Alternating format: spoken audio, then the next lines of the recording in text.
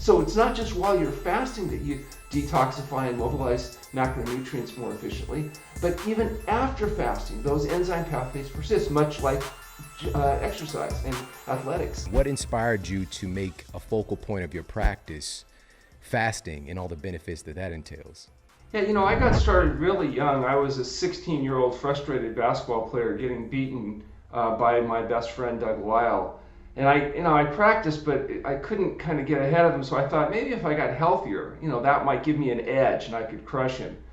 And so I started reading books, and I came across some stuff by Herbert Shelton and others that said that health was the result of healthful living, and that diet and lifestyle factors played an important role. So I adopted a whole plant food, SOS-free diet. And unfortunately, it failed because my friend Doug did the same thing. And to this day, I'm 62 years old playing basketball and still getting crushed because he's just a lot better than I am. So it didn't help me beat him, but it did get me interested in healthful living. I was also inspired by my uncle, who was a physician. And he said that, I remember I was about 16 and I decided I was going to pursue this kind of career. And he said, no, absolutely not. Nobody in this family goes to these alternative type doctors, and nobody certainly becomes one of these alternative doctors. And he said, it would be better if I became a communist spy. Wow. And he was absolutely irate. I remember him screaming and yelling. I thought I was going to witness my first stroke right then and there. But anyway, he left, and my dad, who was a pretty serious guy, took me aside. He said, son, I don't know about this alternative medicine business, he says, but anything that makes him that angry and mad, well, it can't be bad, so you stick to your guns. Oh. And he encouraged me, and and I went to chiropractic college in Oregon and then osteopathic college in Australia, and I got a chance to do some work with a guy named Alec Burton, who had decades of experience using medically supervised water-only fasting and helping people get well. And it blew my mind because I watched these people coming in with conditions that I was trained, nothing you can do except give them drugs. They'll be sick forever. That's just how it is. High blood pressure, diabetes, autoimmune diseases, lymphoma, and they got well. And oh man, if this one gets well, I'll really be convinced. I said it like 50 times to myself. And so as I started seeing people get well, I realized that things were a little different than I had been trained and that I had believed. And that the difference seemed to be the people willing to do really dangerous and radical things like, eat well and exercise and go to bed on time and use fasting were actually able to heal themselves from these conditions. They got off their blood pressure meds, they got off their diabetes meds, their blood sugar and blood pressure normalized. I remember calling my uncle and saying, Uncle, I'm seeing these patients with blood pressure consistently getting well. And he says, no, they're not. I said, I'm taking their blood pressures. They're getting well. He says, you don't know how to take blood pressures. I said, no, I know how to take blood pressures. And so when I came back to the United States after training in Australia, my wife, Dr. Morano, and I decided we were going to do this. And so we opened up True North Health Center. This was 1986. And since then, we've had over 20,000 people undergo fasting here. We've had a chance to see a wide variety of conditions get well, and we're publishing those results in peer-reviewed journals. So we're able to demonstrate that fasting can be done safely, it can be efficacious, as long as a reasonable protocol is followed and you do it with the appropriate patients. That's powerful. Your family sounds like it would be a wonderful sitcom, by the way. But you stated something in your work. You stated that, and this can seem a little unusual, you stated that essentially when you go to see a conventional physician, they often don't expect you to get better. And that's kind of what you were alluding to. Well, not only that, they guarantee you, if you go in to a conventional doctor, say with high blood pressure, they will say, number one, you will need to take these medications. It might be 1, 2, 3, 4, 5 different medications, depending on how many drugs it takes to bring your pressure down. And they will guarantee you, if you do exactly what you're told, you'll never get well. They'll tell you, you'll be on these drugs, not for a week, not for a month, but for the rest of your life. Because they know these drugs will not get you healthy, but they will try to bring your pressure down and reduce your risk of stroke. It never even dawns on them about getting well. It's not part of the paradigm. At the True North Health Center, we are a residency training site. And so, for example, students will come in as part of their training. They spend a month rotation at the clinic. And the most common comment from the medical interns is, wow, I've never seen somebody with blood pressure get well before. Or I've never seen somebody with diabetes get well before. This is the first, because it's not part of the paradigm. The paradigm is you manage these symptoms with drugs, you pay the price, the chronic cough, fatigue, the impotence, the premature death, and that's just accepted as a consequence because nobody gets well. This is an alternative approach.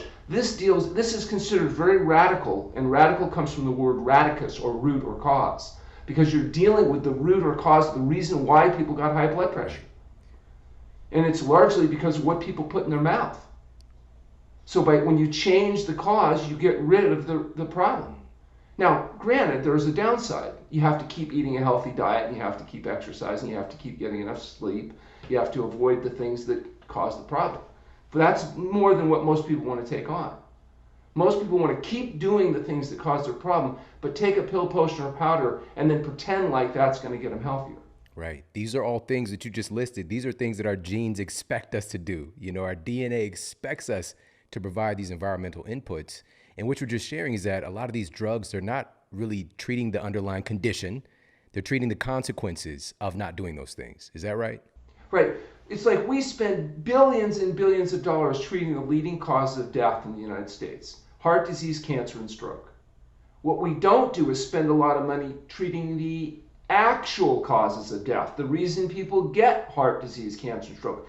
We give them a greasy, fatty, processed food diet. They get obese, they develop metabolic syndrome, then they are at increased risk of dying from heart disease, cancer, stroke, and even infectious diseases like COVID-19.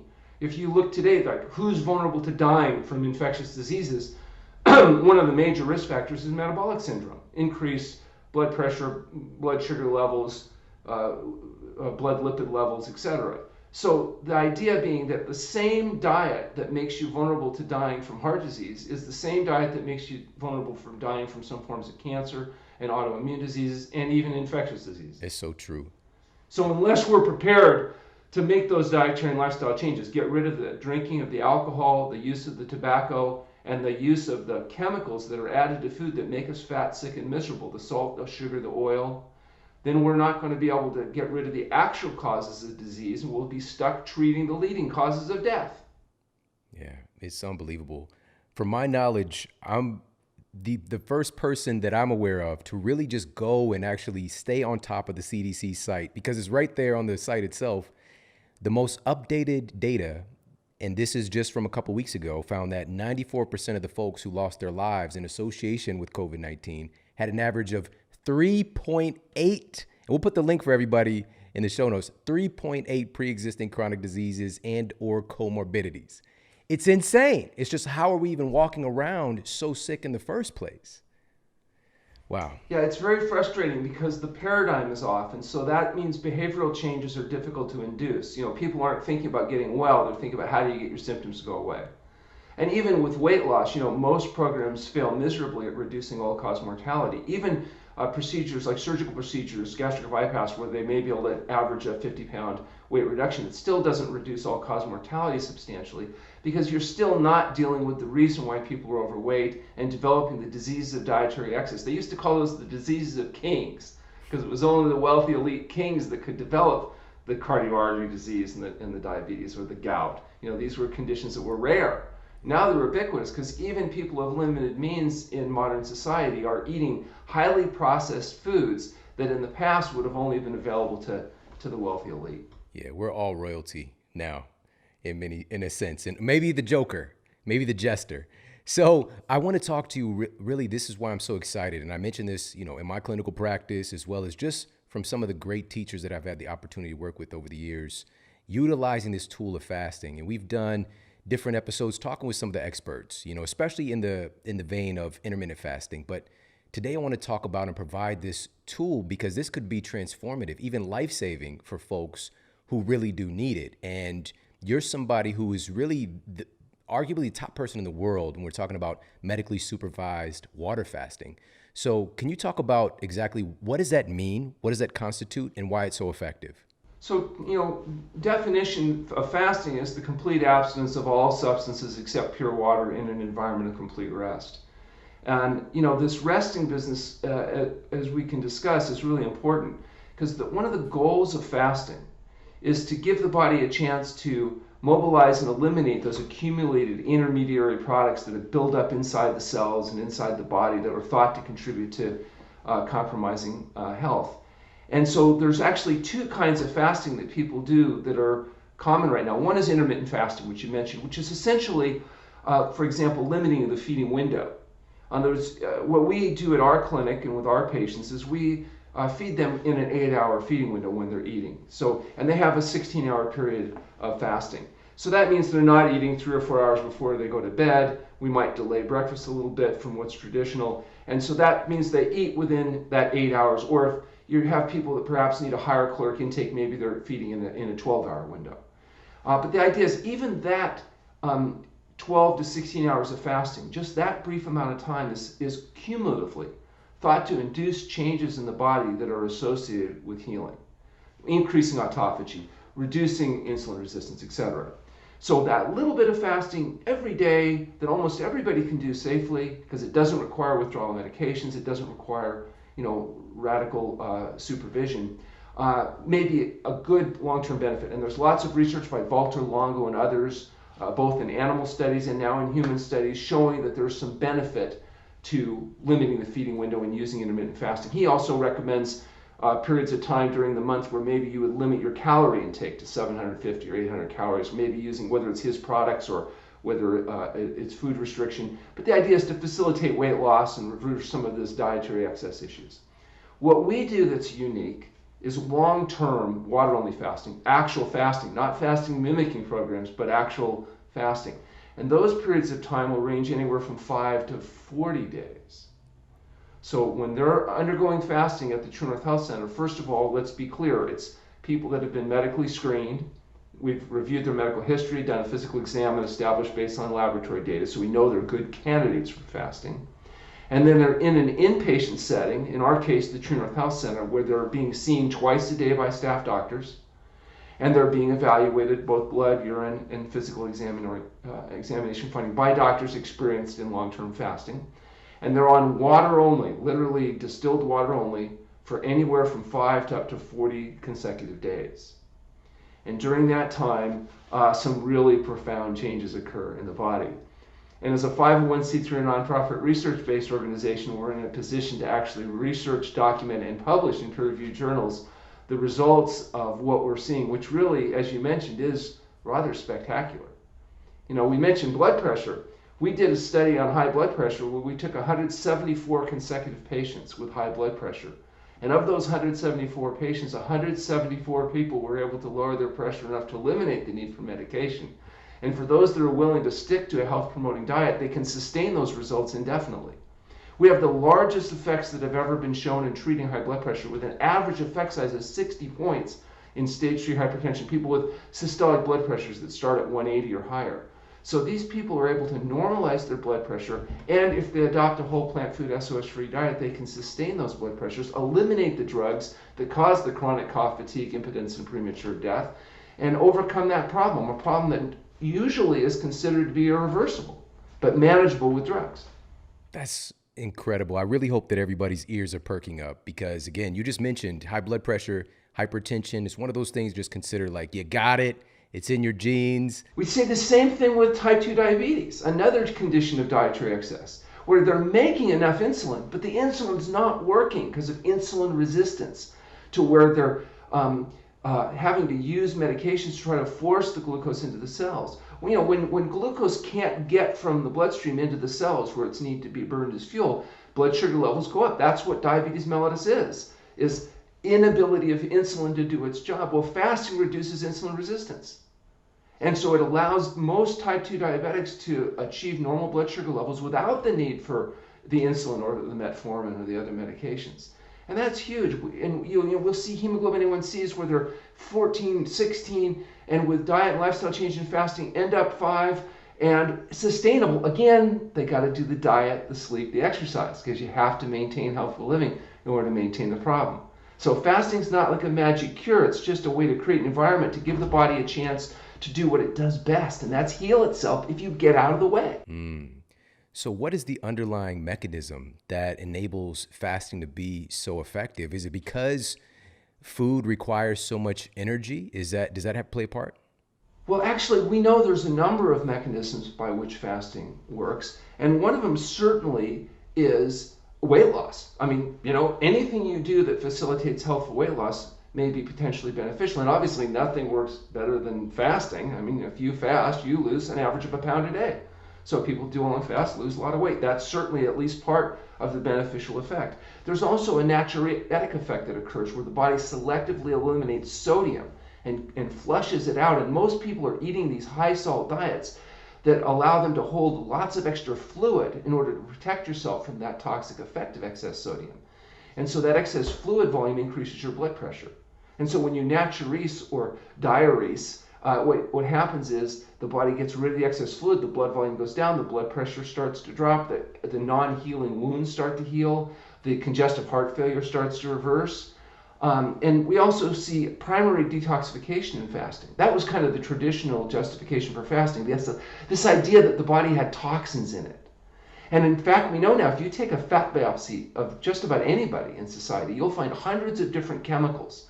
Dioxin, PCB, pesticide residues, heavy metals, all kinds of exogenous toxins. There's also endogenous materials, not necessarily toxins, but things like cholesterol and lipofuscin and creoid, all kinds of things that are maybe normal products, but when they're in abnormal quantity, they may interfere with cellular function. And the body in fasting rapidly mobilizes and eliminates these toxins. In fact, some people argue it does it so rapidly it might be dangerous unless you take their proprietary products. Then, of course, I guess it's perfectly safe. There's also the idea that fasting, much like exercise, induces enzymatic changes. When a competitive athlete works out every day, they get better and better at mobilizing glycogen and their glycogen stores and storing more glycogen. And so that glycogenolysis process is driven by enzymes. And so when you exercise and you force glycogenolysis, you get better at it. You canalize these pathways. Well, fasting does the same thing. When you go on a fast, you canalize glycogen mobilization, and after 48 hours, you've used up your glycogen. Then you canalize lipolysis, fat-mobilizing enzyme pathways, and gluconeogenesis, protein-mobilizing pathways. And when you induce these pathways, it turns out that persists. So it's not just while you're fasting that you detoxify and mobilize macronutrients more efficiently, but even after fasting, those enzyme pathways persist, much like exercise and athletics, those enzyme systems persist. And so you're inducing macronutrient mobilizing enzyme pathways, which are also mobilizing detoxifying pathways. And so that process of detoxifying gets more and more efficient, maybe a little bit with intermittent fasting, and certainly a whole lot with long-term fasting. And so the idea is that the body not just gets rid of the fat, but also a lot of the materials that are stored in that fat, lowering the total body load. We also see problems with gut leakage in people where the intestinal mucosa, fine filter membranes, can become inflamed when exposed to free radicals and leak materials that in genetically vulnerable people stimulates the immune system to attack those particles, but also their own tissues. I mean, that's what autoimmune disease is, where your immune system is attacking your own body.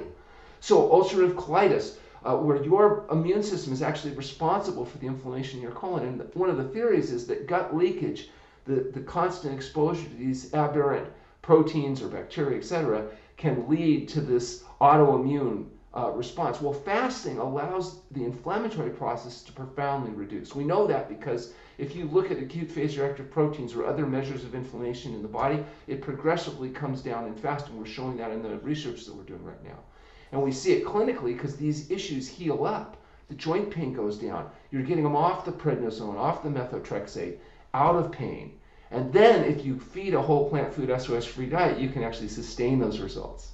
And so we know that this process of healing the gut leakage appears in fasting. Some of the metabolic products that show up that are aberrant in the urine go away after fasting, which is a sign that micro mesh membrane in the intestinal mucosa is actually healing. And of course, you got to get rid of the free radicals that cause it to get. That's why you can't drink, because drinking alcohol bathes the body in free radicals. That's why you get cirrhosis of the liver, which is essentially scar tissue, including from wine, even if it's organic.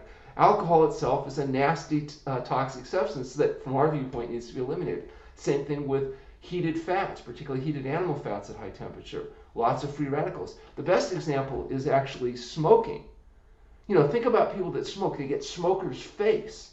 They get that premature aging. That's wrinkles are cross-linked collagen tissues that come from the free radicals from bathing the body with smoking. So you first get rid of the free radicals, but then you've got to heal up the gut. And one way to heal up the gut is to do, well, nothing. Fasting. It does it on its own. It does it automatically, and it does it more efficiently, we found, than it does with the pills, potions, and powders and all the stuff that everybody's trying to sell everybody. This is a very ancient practice that gives the body a chance to very rapidly both detoxify, normalize some of these factors. There's even, think about psycho-spiritual issues. Almost every religion, the Jews, the Jains, the Hindus, the Muslims, the Christians, everybody, they might kill each other in the street over disagreements, but they have one thing they all agree on, and that's that fasting is a very important process, both for mental and psychological and spiritual purposes. Fasting changes the way people feel about themselves and the world around them. It happens automatically. You can't help it. And so that may be why all these major religions have respect for fasting. And all we've done is take this ancient practice and begin to investigate it scientifically to understand how it is it has such a profound effect on people.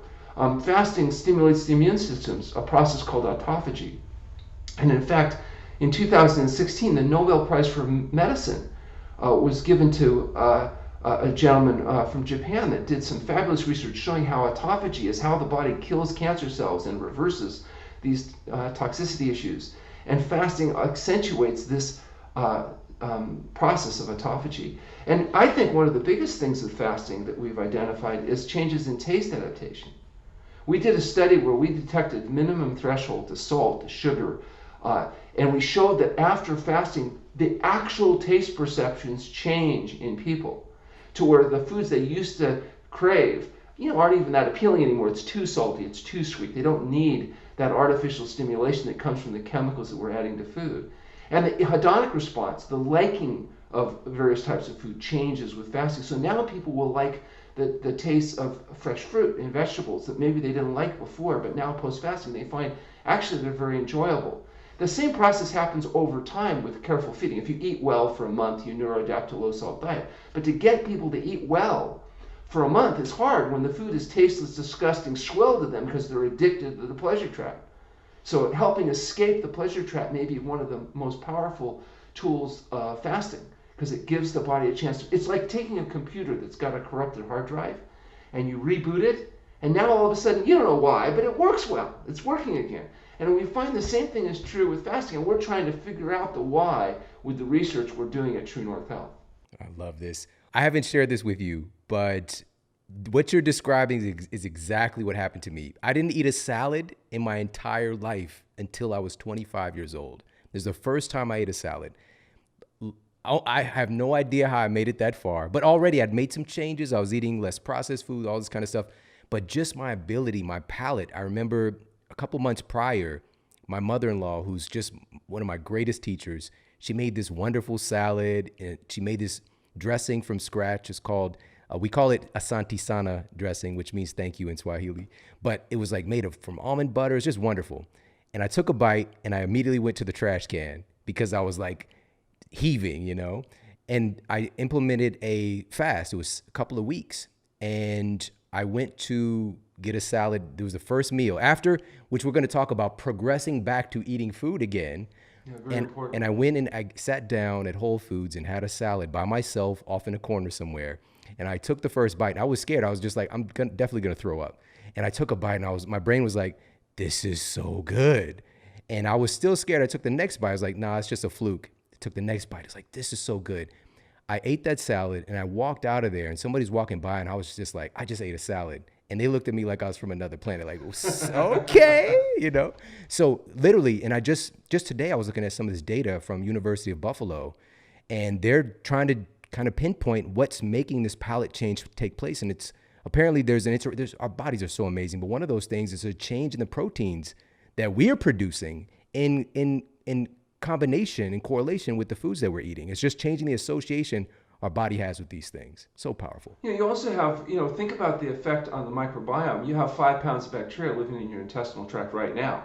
And those creatures are living creatures that are eating and drinking and actually defecating inside you right now. You have 5 pounds, a trillion creatures pooing in your intestinal tract right now. And what they poo in you could be really nasty toxic waste like TMA, which becomes trimethylamine oxidase, and maybe why meat eaters get so much more colon cancer and die from heart disease at a faster rate than plant-based eaters do.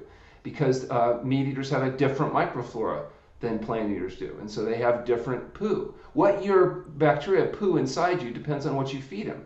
If you feed them meat, you get a certain byproduct. If you feed them soluble fibers, you get a completely different, you get vitamin K in fertilizer. So one of the goals we do is to try to feed people in a way that promotes a healthy microbiome. And that means not taking antibiotics and doing things that kind of wipe out the flora, and then feeding them to create an environment in the intestinal tract that favors healthy bacteria. And that's one of the things fasting does. It provides a profound rebooting of this microbiome. In fact, we've done a study with Washington University that where we looked at stool before and after fasting on follow-up, and they're analyzing that data right now. There's interesting people. I mentioned Walter Longo, who's kind of one of my heroes, who's done some fabulous research and published in major impact journals like the Journal of Metabolism in 2015, and they showed tremendous things that go down and tremendous things that go up when people do fasting, even short-term fasting. And of course, these factors are profoundly enhanced with long-term fasting. So the benefits that we're seeing with short-term fasting are very exciting, and they're maybe even more profound when you get people to go for weeks, or sometimes even several weeks, on water only. Yeah. Obviously some things like glucose and insulin are profoundly affected. Why do we care about that? Well, not only correcting diabetes, but some of the cravings people get and the binge eating they do and the problems they have regulating weight is in part because they're eating a lot of refined carbohydrates, which drive their insulin up, which then drives sugar down, and the brain thinks that they're starving, and so they're craving more food. And so it's very difficult to get stable apostatic mechanisms working when people's blood sugars and insulin levels are bouncing all over the place. Well, in fasting, you normalize glucose and insulin levels. It's a huge difference. That's why over 80% of our type 2 diabetics are able to achieve normal blood sugar levels without medications. And they've got things like insulin growth factor 1. And the lower your IGF-1 is lower your death rate is, essentially. And so lowering IGF happens with 2 things we know about. One is exercise, and the other is fasting. And you're going to hear this theme over and over again, because the same things that get benefited by exercise also get benefited by fasting. And that's not intuitively obvious, because you say, well, why would exercise, where you're vigorously active, and fasting, where we say you have to rest, induce the same metabolic changes in the body, the same neurochemical changes? Well, it's because I believe that fasting and exercise both have one thing in common. They're undoing the consequence of dietary excess. And so the benefits we see with exercise, we've taken a look at those biomarkers, and you look at them in fasting, and lo and behold, time and time again, you see the same things happen with both types of intervention.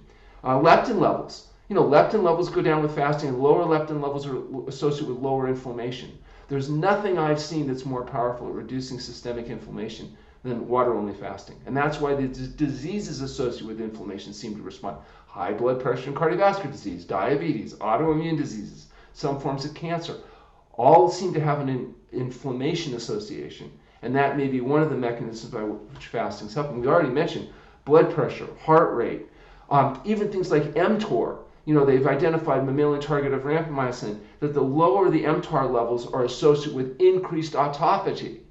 And fasting and exercise apparently can lower mTOR levels.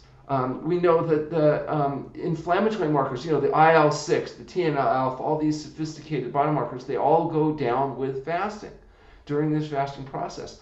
In fact, that's why a lot of the drug companies are interested in fasting. Fasting used to be considered criminal quackery, outrageous behavior. At one point, I had to have a criminal defense attorney represent me because fasting was considered so outrageous. Now, we've gone from being criminal quacks to cutting-edge researchers, because major research centers are looking at fasting, in part because we know now that fasting can augment the effect even of things like chemotherapy. Longo's done some studies showing that you take rats with cancer and you give them enough chemotherapy to kill all the cancer cells, and the rats all die. But if you take the same rats with the same cancer but use intermittent fasting, The rats survive, dramatically enhancing cancer-free survival. And once pharmaceutical companies realized that fasting may augment traditional treatments, then all of a sudden there was some interest. And that's now, because what they're trying to do is come up with what are called fasting mimicking drugs. Right.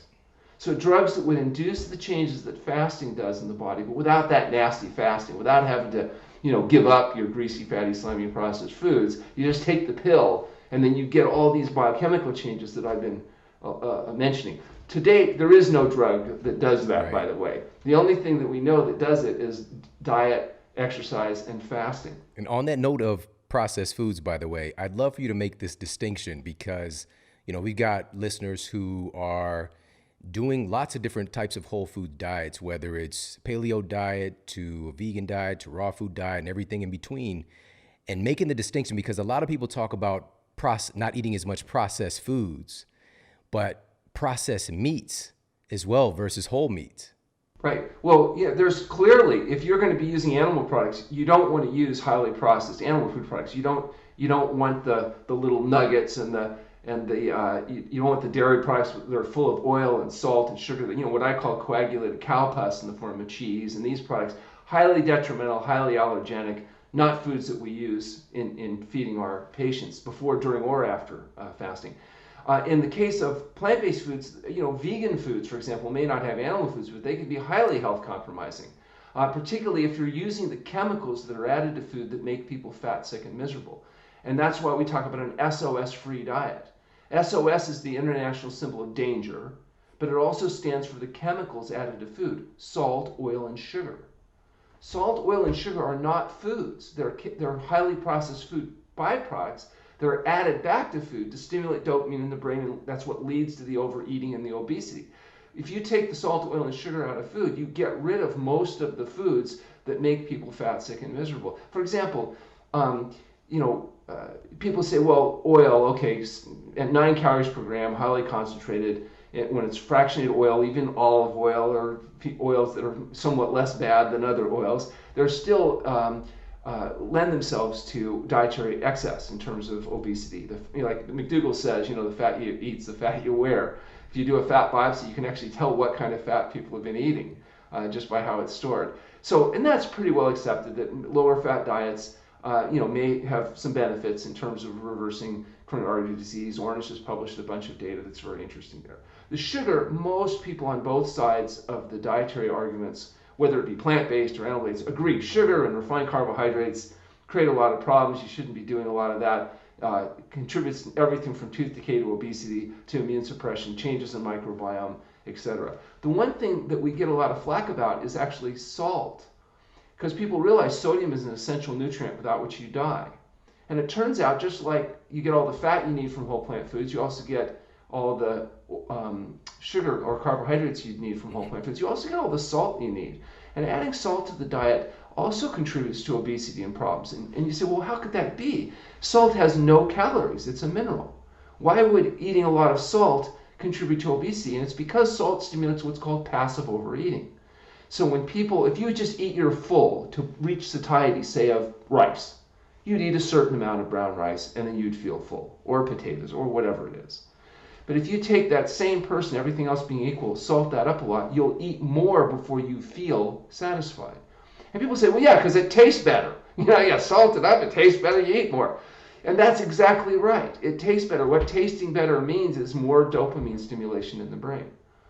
And so, but more isn't necessarily better when it comes to the drug-like effect of these chemicals on food. And that's why people will eat more of the foods than they should be eating or would be eating in a natural setting, because they've taken basically a highly concentrated substance that used to be so rare they used it as money.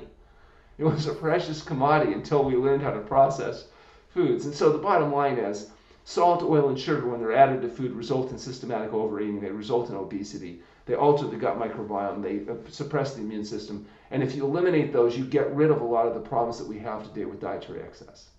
That is essentially the issue. And it's true whether you're using animal food or not using animal food. If you're eating highly processed plant foods or highly processed animal foods, you're going to be struggling with obesity and diseases of excess.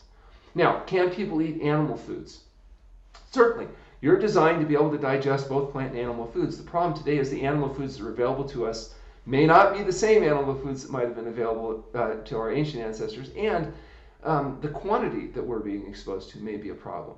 In other words, it's just like you can eat, too much of anything, too much water, I guess they call it drowning. I mean, anything can be done to excess, but some foods, like animal foods, lend themselves to overeating easier than, say, plant foods with their high fiber content that provide normal satiety. So what we advocate for our patients before fasting, after fasting, is a whole food diet. So whole plant foods, so fruits, vegetables, non-glutinous grains, beans, nuts, and seeds, but not processed, juiced, blended, taken down into a more concentrated form, but in a whole form. And if you do that, the tendency to overeat is dramatically reduced.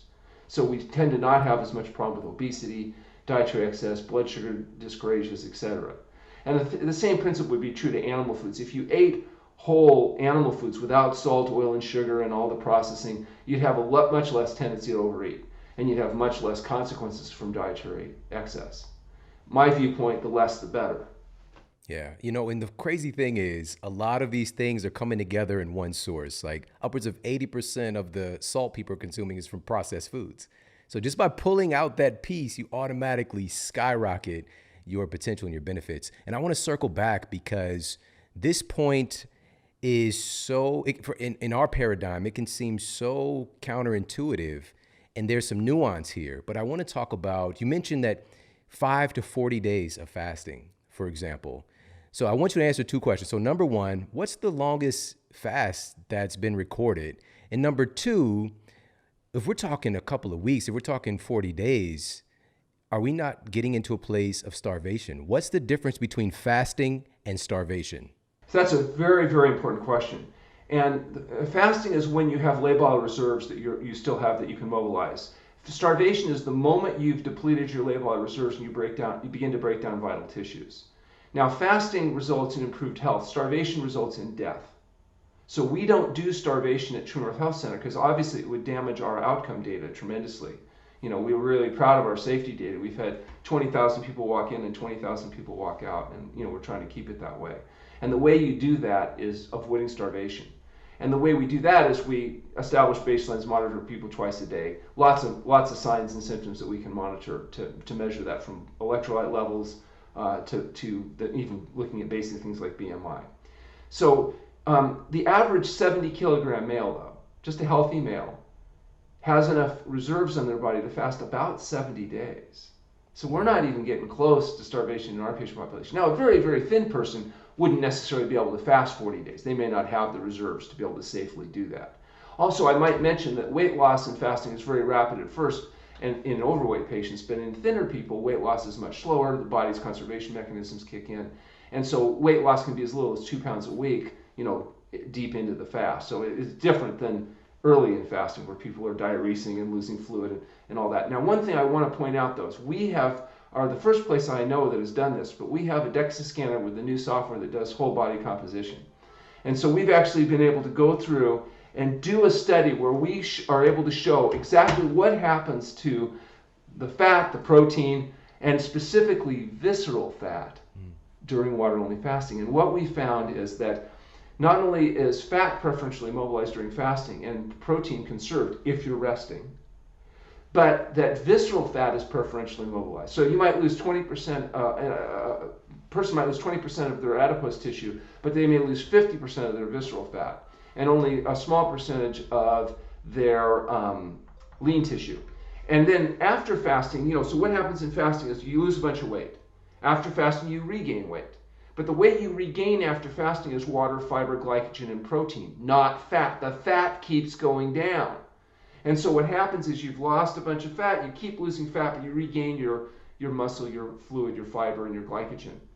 And it used to be they thought, well, you lose weight, you gain it back, not a good thing. Now we know if rest is introduced in fasting, it minimizes protein mobilization and minimizes gluconeogenesis. If you're too active when you're fasting, what you end up doing is burning protein.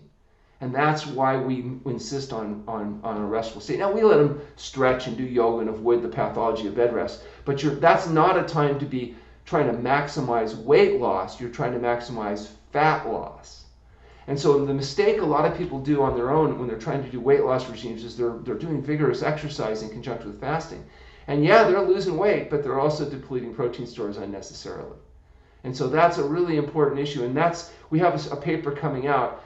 People that are interested in that, we have a fasting website called fasting.org, which is a fasting compendium website where it brings the world's literature on fasting together. And they can go on there, and as the papers are published, we release it onto that site. And they'll be able to see this, but it's really exciting because we've got really exciting, and we've also got follow-up data now, because we've taken these people before, during, and after fasting, and then during refeeding, but then we've flown them back at 6 weeks, and they're able to show not only did they lose fat and continue to lose fat, but they can sustain that in a free living environment. And that's been a big criticism. Well, yeah, they can do it at True North Health Center where everything is done for them, but what happens when they go back to the real world? And we're able to show that people are able to sustain this, particularly appropriately motivated people. And the best motivation for people, I find, is pain, debility, and fear of death. So people that are sick are usually willing to do dangerous and radical things like eat well and exercise and go to bed on time. And also really health conscious people that are, being smart about it, trying to do health promotion, they also do really well. For the people that are looking for magic, this isn't so good. If they want to just keep indulging in short-term pleasure-seeking, self-indulgent behavior, they don't want to exercise, they don't want to get enough rest, this isn't for them. This is for highly motivated people that really, above all else, want to avoid the last 20 years of debility that will face most people because they don't live healthily during their younger years. All right. There's a lot there. So much good stuff. Listen, one of the big takeaways that I got, which is incredibly surprising, I love that you actually looked at this piece and studied it. Where is the fat being mobilized from that the body is breaking down? So it's predominantly coming from our visceral fat, which is well noted to be our most dangerous type of fat associated with cardiovascular disease, diabetes, the list goes on and on, Alzheimer's, but also, so in a lesser ratio of the subcutaneous fat, and also there's a muscle sparing capacity. But the key here is while you're doing the protocol, you're not exercising your face off. Right. That's unfortunately not where you can exercise. And so when you think about weight loss, you have a couple pounds of glycogen in your muscle. So you've lost 2 pounds of glycogen, and that will come back as you start refeeding. And you have fiber in your intestinal tract. That's going to go way down, obviously fasting. You're not going to have active bowel movements once the material that's in the colon is cleared. That you're going to start getting to have normal fiber back in them. You're going to be a little bit dehydrated because there's a physiological dehydration that occurs with fasting as part of the conservation mechanism. So you're going to get your fluid levels back, as you come off the fast. So there's several pounds of weight gain. That has nothing to do with fat. The fat on a whole plant food diet after fasting continues to go down. And that's what's really exciting. Even as the weight goes up, the percentage of body from fat and visceral fat continues to drop. And that continues as long as you keep eating a health-promoting diet. And then, of course, once you add exercise, then you pump back up the labile protein that you may have lost during fasting. You don't lose any muscle cells, but you lose a little bit of the juice out of the muscle, and that comes back after fasting. It takes people about the length of fast refeeding to get back to where they were before fasting. That's very important for athletes that are utilizing fasting, because they have to remember they have to have a recovery period, or it will deplete, they will diminish their performance level. So they have to have adequate recovery after fasting in order to be able to compete effectively. This is great. My big mission is providing a multifaceted viewpoint of wellness and options for folks who oftentimes, same people coming into my office were people who were told, this is incurable. This is something you're gonna have to live with for the rest of your life. You'll never walk again. You've got a certain amount of time to live, and all these different stories. And I want people to know that there's a variety of different voices, and the people that I bring forward for everybody are getting results for their patients, and they're not treating symptoms. They're removing the underlying cause of the disease, and there's many different paths to the goal, but this one can be incredibly powerful. Specifically, let me ask you about this. You mentioned colitis. And this is one of those conditions where for some folks, they have a chronic disease, but it's not as noticeable. It's not as like just a visceral experience. Even if somebody has high blood pressure, for example, they might not even know it. But when you have colitis, it's a constant issue. It can be just something that just keeps on interrupting your life. Same thing with Crohn's. Can you just talk a little bit about any success you've seen with that? Yeah, I mean, if you have Crohn's or colitis, you may have, as much as 20 bloody bowel movements a day. I mean, it can be a really debilitating condition. It limits people where they can go, what they can do, constant pain, debility, anemia, surgery, and premature death. And what's fascinating to me is that the diet is often not emphasized by conventional gastroenterologists. Some of them are antagonistic that diet may have anything to do with it. I mean, why would you think that what you put in your mouth might have something to do with what comes out the other end? I mean, how ridiculous. And the fact is, there are some food factors that are so profound that many of my patients have already figured it out just by trial and error before we even talk to them. One is dairy products. Dairy products are like gasoline on the fire of inflammation for many colitis patients. Those proteins are just absolutely antagonistic, and people can turn on and off their colitis sometimes just how much dairy proteins they're putting in their diet. Sometimes just stopping dairy is enough to actually bring the condition under better control. Another is glutinous grains, particularly wheat, rye, barley. These food factors, for people that are sensitive to those, it can be devastating. Now, we know in 1% of the population that have celiac disease, everybody accepts that. But they have trouble understanding that just because your immune system isn't attacking you in the way that it does with celiac doesn't mean it can't be contributing to factors downstream in the colon, or with Hashimoto's thyroiditis. The gene, the HLA-DQ gene associated with Hashimoto's thyroiditis is the same gene associated with gluten sensitivity. So if the colon isn't being attacked by the immune system, it may be the thyroid that's being attacked.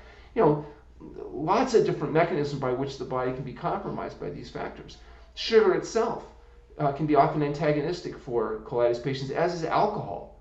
Alcohol is nasty, and most colitis patients recognize, if they hold off on the drinking, then they have better control in the bowel. If they do fasting, it's really profound because the gut will heal itself, and then with a carefully controlled diet, you can oftentimes get enough control that the need for medication is eliminated. So I want to reemphasize this, especially when we're talking about going from, the SAD diet, the standard American diet, or even a healthful diet and still dealing with chronic issues. I want to implore folks to, reach out to your center and to get more information, because we're talking about medically supervised water fasting. And I would love if you could, this is a really important part of this, if you could just give a brief summation of what is the proper way people should be fasting? Like, do you just jump right into it? And also, what do you do after the fast is over? Do you just jump right back to eating food? Yeah, most important part of fasting is appropriate refeeding. It takes about half the length of a fast to carefully realiment. And in a longer fast, that's very important. It can be very serious, damaging, or even deadly.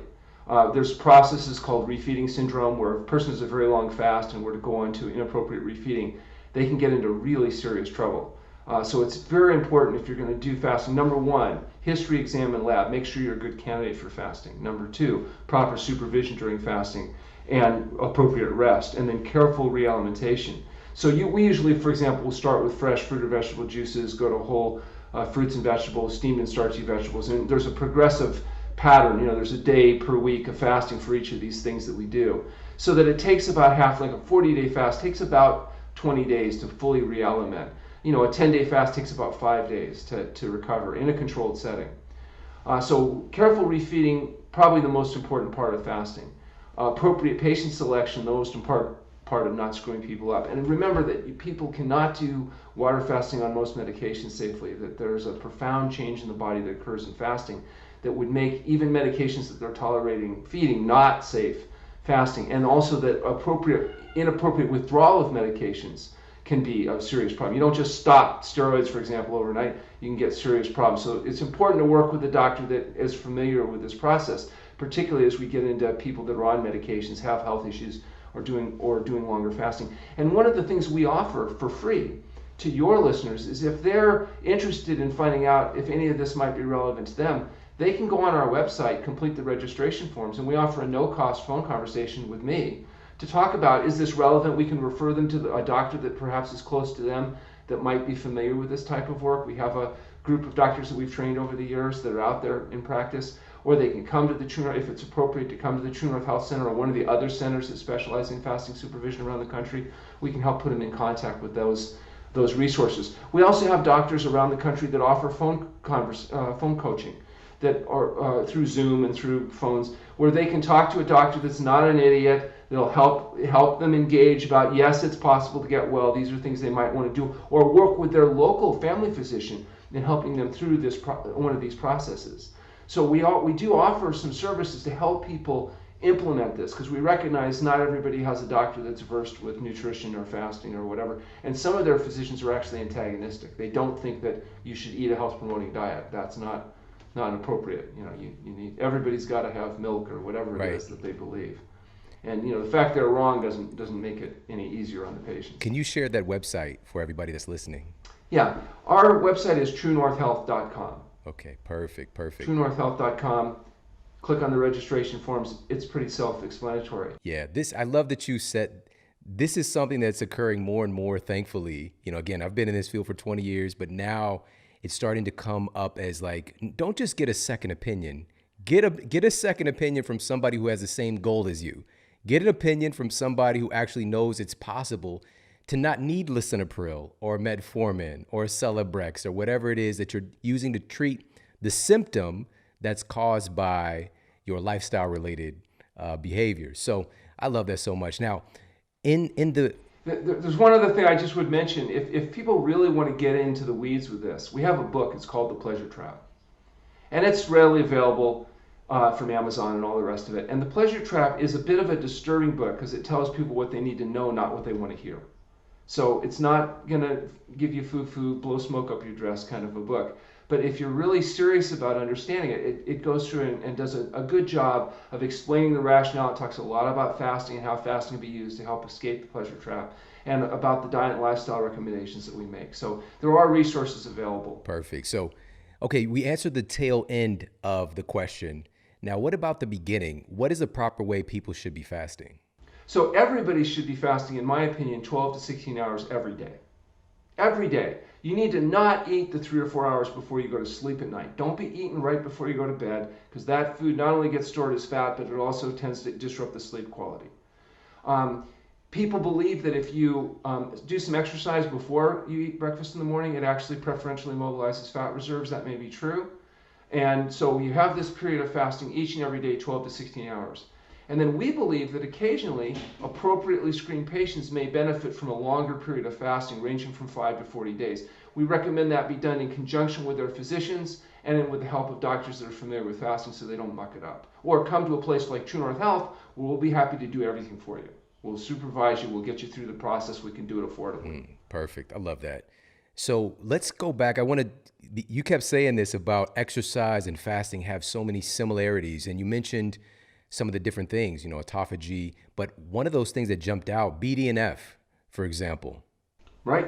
BDNF is really exciting, brain-derived neurotrophic factor. They did stuff with rats where they put rats in genetically bred rats, so they're the same. And they put them in cages. They treat everything the same, except they give one rat a wheel where it can exercise. And they will. They will exercise.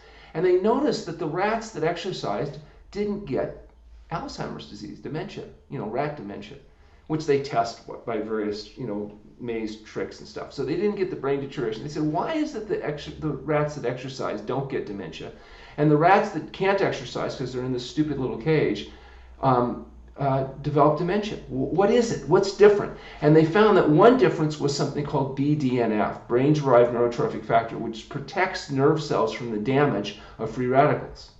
And we believe that in humans and rats, people that have high BDNF levels have lower likelihood of getting dementia. Maybe one of the reasons why some people get dementia and some people don't. Well, exercise increases BDNF, and so does fasting. Fasting has a profound effect on BDNF, as does exercise. So we want to use fasting to increase BDNF levels, and whether it's 16 hours every day, or whether it's a week, or 2 or 3 or 4 once a year, whatever it's going to be, we believe that the accumulation of those practices may actually help us avoid premature death and disability, increase healthy life expectancy, not just life expectancy, how long you live, but can you avoid the 10 to 20 years of debility that many people experience at the end of their life? Can you live fully functional where you go to sleep one night and don't wake up, a natural death? Or are you going to spend the last 10 years of your life unable to talk or move, lying in some nursing home bed waiting for people to come and change your diaper? We believe the difference may largely be by taking control of what you put in your mouth. So our recommendations are health results from healthful living. Healthful living involves diet, sleep, and exercise, and periodic fasting, whether it's 12 to 16 hours a day or possibly longer periods of time occasionally. And that we advocate a whole plant food SOS-free diet is what we think is the diet most likely to give you the best chance of not getting debility later in life, slow the aging process, and avoid the refined foods of any kind. Perfect. I think a lot of people would love to know this. And for example, again, my mother-in-law, every year she does a structured fast herself, even though she's incredibly healthy. What do you do? How often do you fast?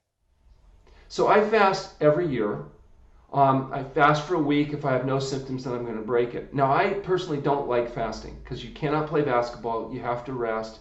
I find it very disruptive to my routine, which may be part of the benefit.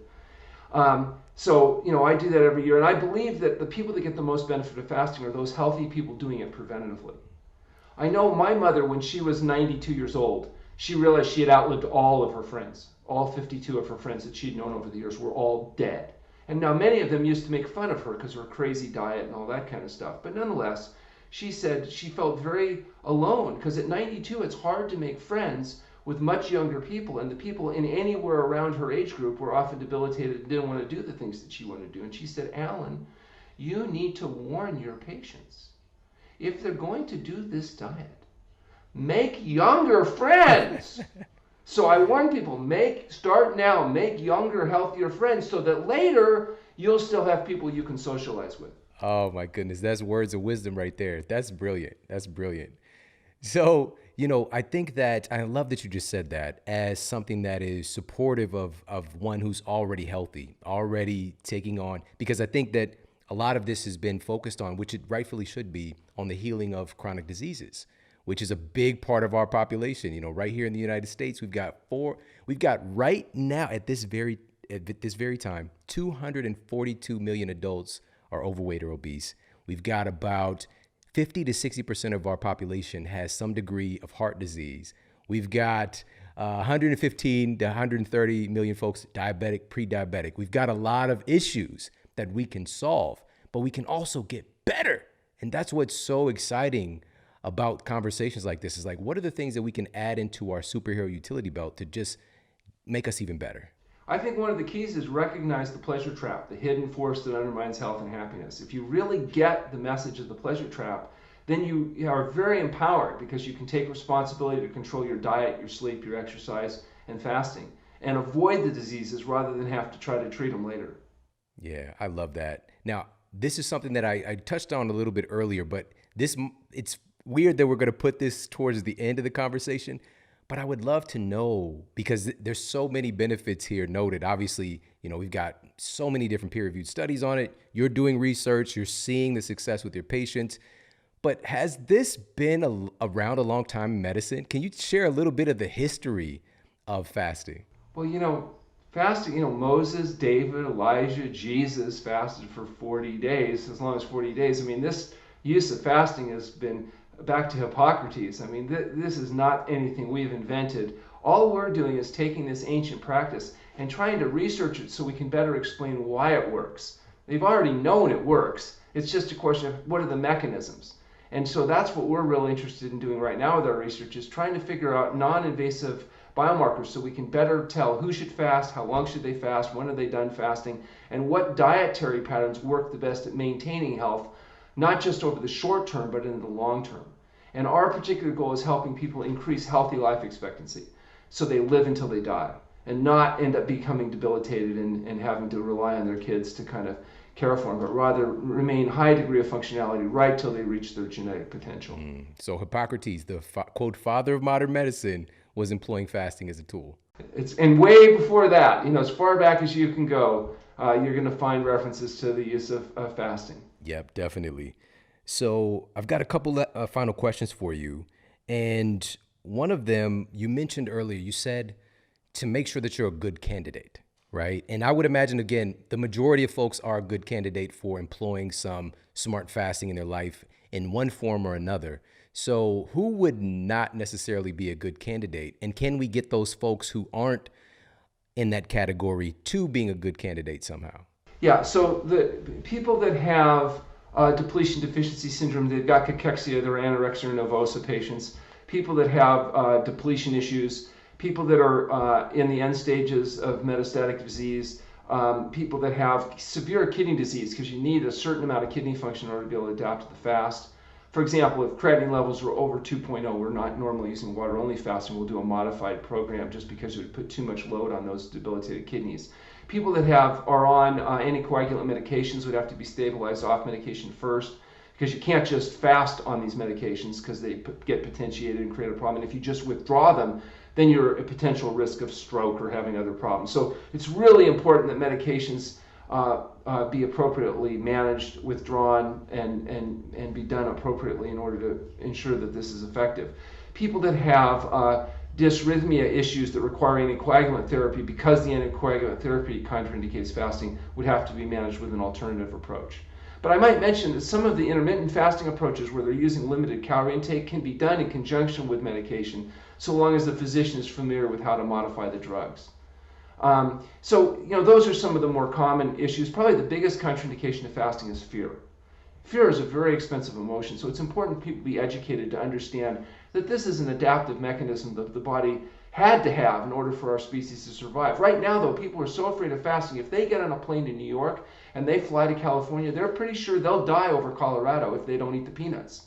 They think the pretzels saved their life because, 5 hours would be, more than what their body could adapt to.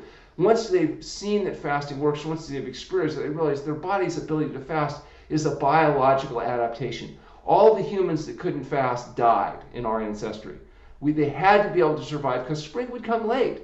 And with this big bulbous neuronal net we have, our brain that's our biggest burner of glucose, if you didn't have the ability to change your brain from burning sugar to burning fat, you wouldn't be able to live any longer than the chimps can. And that's why you'll always find chimps hanging out in the tropics where there's a ready supply of fruit all year long, because their brain doesn't change to burning fat. It stays burning glucose. They can't fast like we can. Humans are really special because we had such a big brain. We had to have the ability to do this, and all the people that didn't have that ability are dead.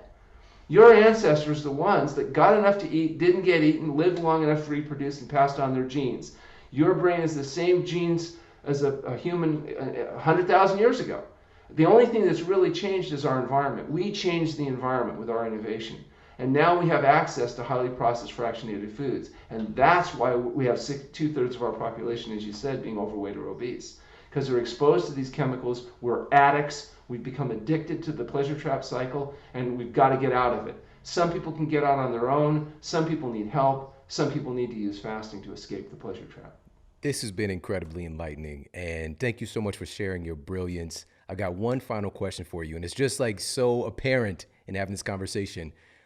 What makes you so passionate about this? What's getting you up every day and working with patients and just inspiring you to do this work in the way that you're doing it? Well, my wife says that the reason we made up the True North Health Center was so that I'd have a place to eat, and that the reason I'm doing this work is because I want to prove I'm right and everybody else is wrong. So she might be right. We've been married for 38 years, so She's whatever right. she says, I know the secret to a successful marriage. I know those 2 magic words. Yes, dear. That's right. Legendary. Legendary. Well, listen, this has been fantastic, and I appreciate you so much. So again, can you share where folks can get more information and also the name of your book and where they can pick it up again? Well, they can get The Pleasure Trap anywhere, at Amazon or any bookstore. They can get to us for a free phone conversation by going to truenorthhealth.com and completing the registration forms. And I'll look forward to speaking with them. Awesome. Dr. Alan Goldhamer, everybody. Hey, if you like this video, make sure to check out this video right here to up-level your health today. Hormesis is what doesn't kill us, makes us live longer. And it's a term that means you've got to get your body out of its complacency.